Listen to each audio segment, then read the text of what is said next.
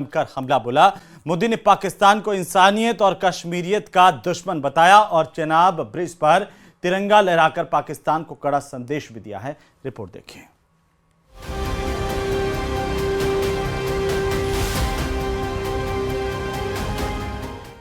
पहलगाम हमले के बाद पहली बार कश्मीर पहुंचे मोदी। चेनाब ब्रिज पर पहुंचकर लहराया तिरंगा। चेनाब ब्रिज से मोदी का पाकिस्तान को कड़ा संदेश। पहलगाम में पाकिस्तान समर्थित आतंकवादियों के कायराना हमले के बाद प्रधानमंत्री मोदी पहली बार कश्मीर पहुंचे तो पाकिस्तान को जमकर लताड़ा। मोदी ने पाकिस्तान को इंसानियत और कश्मीरियत दोनों का दुश्मन बताते हुए कहा कि कश्मीर में उसके मंसूबे कभी कामयाब नहीं होंगे। जिस टूरिज्म से जम्मू कश्मीर के गरीबों के घर चलते हैं, उसको पाकिस्तान ने निशाना बनाया। कोई घोड़े चलाने वाला, कोई पोर्टर, कोई गाइड, कोई गेस्ट हाउस वाला, कोई दुकान ढाबा चलाने वाला, पाकिस्तान की साजिश इन सबको तबाह करने की थी। जम्मू कश्मीर का नौजवान अब आतंकवाद को मुंह तोड़ जवाब देने का मन बना चुका है। पाकिस्तान ने पहलगाम आतंकी हमले से जम्मू कश्मीर की फिजा में जहर घोलने की साजिश रची तो उसे लगा होगा कि इससे कश्मीर में विकास का पहिया थम जाएगा, लेकिन राज्य में विकास की रफ्तार और तेज हो चुकी है, जिसका सबूत आज प्रधानमंत्री मोदी ने चेनाब ब्रिज पर तिरंगा फहराकर साफ कर दिया। 359 मीटर की ऊंचाई पर तेज कदमों के साथ पीएम मोदी तिरंगा लेकर चलते दिखे। उन्होंने दोनों हाथों से तिरंगे को गर्व से लहराया। ये नजारा न केवल भारत के गौरव का प्रतीक था, बल्कि पाकिस्तान के लिए एक सख्त संदेश भी था। इन तस्वीरों से ये साफ हो गया कि पाकिस्तान की कोई भी नीच हरकत भारत के आत्मविश्वास को नहीं तोड़ सकती। टूरिज्म से रोजगार मिलता है, टूरिज्म लोगों को जोड़ता है, लेकिन दुर्भाग्य से हमारे पड़ोस का देश मानवता का विरोधी, मेलजोल का विरोधी, टूरिज्म का विरोधी, इतना ही नहीं, वो ऐसा देश है जो गरीब की रोजी रोटी का भी विरोधी है। प्रधानमंत्री मोदी ने जम्मू के रियासी जिले में चेनाब नदी पर बने दुनिया के सबसे ऊंचे रेलवे आर्च ब्रिज का तिरंगा दिखाकर उद्घाटन किया। इसके बाद अंजी ब्रिज और कटरा में कश्मीर की पहली वंदे भारत ट्रेन को हरी झंडी दिखाई। मोदी ने अपने कश्मीर दौरे से ये साफ कर दिया कि भारत अब न थमेगा न झुकेगा, तिरंगा अब आतंक पर भारी पड़ेगा। तो उत्तर प्रदेश के बहराइच जिले में 8 महीने बाद फिर से आदमखोर भेड़ियों की वापसी हो गई है। इससे अब इस इलाके में लोग खौफ के साए में जीने के लिए मजबूर है। पिछले 1.5 साल और पिछले साल की अगर हम बात करें तो आदमखोर भेड़ियों ने 10 बच्चों की जान ली थी। अब एक बार फिर आदमखोर भेड़ियों ने बच्चों को निशाना बनाना शुरू कर दिया है। अब तक बहराइच जिले में ही भेड़ियों के हमले में 2 बच्चों की जान चली गई है। दोनों ही बच्चों को रात के अंधेरे में सोते वक्त मां की गोद से भेड़ियों के झुंड ने उठाया।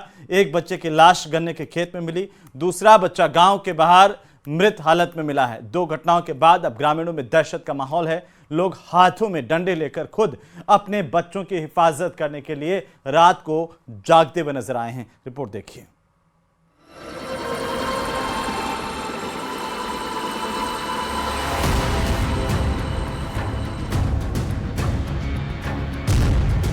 बहराइच में आदमखोर भेड़ियों की वापसी। 8 महीने बाद फिर दहशत में ग्रामीण। बहराइच में भेड़ियों ने ली 2 मासूमों की जान।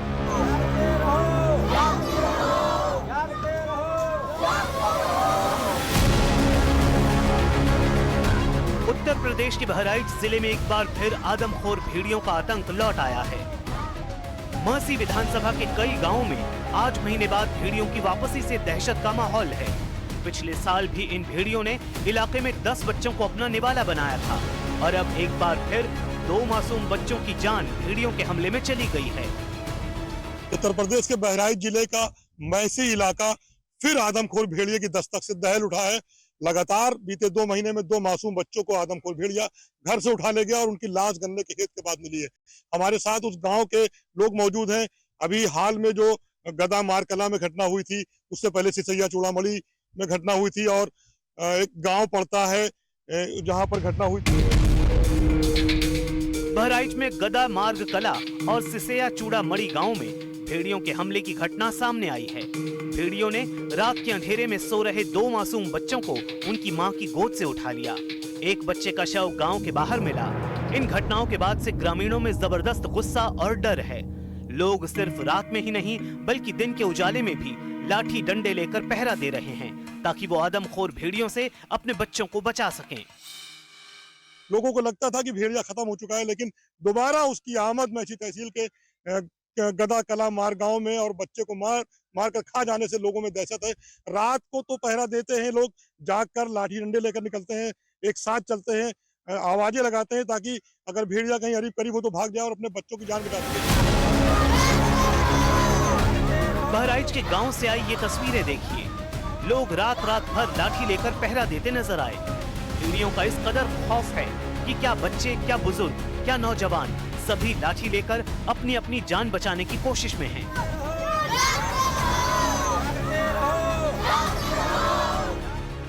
मैं इस वक्त मौजूद हूं जिस गांव में, इसी गांव में एक बच्चा आयुष नाम का अपने ननिहाल में नाना मामू के यहाँ घूमने आया था, जिसे वो घर से उठा ले गया उसकी माँ की गोद से और उसे नोच कर खा डाला। या मेरे पीछे आप देख सकते हैं, इस तरफ ये वही गांव है और जहां पर लोग यहाँ पर मौजूद हैं और किस तरीके से आप इनकी तस्वीर देखिए, गांव के लोगों का डर देखिए। इनके साथ ये रात में लाठी डंडे लेकर ये बच्चे इस तरफ निकल रहे हैं, इनके साथ गांव के लोग हैं और इनका ये मानना है कि अब हम अपनी हिफाजत करेंगे और अपने बच्चों की हिफाजत करेंगे, कहीं वो आदमखोर भेड़िया फिर इस गांव में दस्तक न दे दे। क्योंकि इसी गांव में जो 2 दिन पहले आयुष नाम के एक बच्चे को भेड़िया उठा ले गया था और उसके बाद से आप इस आवाज को सुनिए।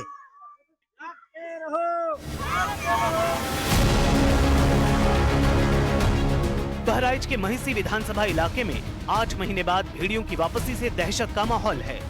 गांव वाले गुस्से में हैं। उनका आरोप है कि पुलिस वाले आते हैं और खाना पूर्ति करके चले जाते हैं, किसी को कोई परवाह ही नहीं है। बच्चा सो रहा था, उसे उठा ले गया तो सारे गांव के लोग उसको ढूंढने निकल गए। पूरी रात ढूंढते रहे।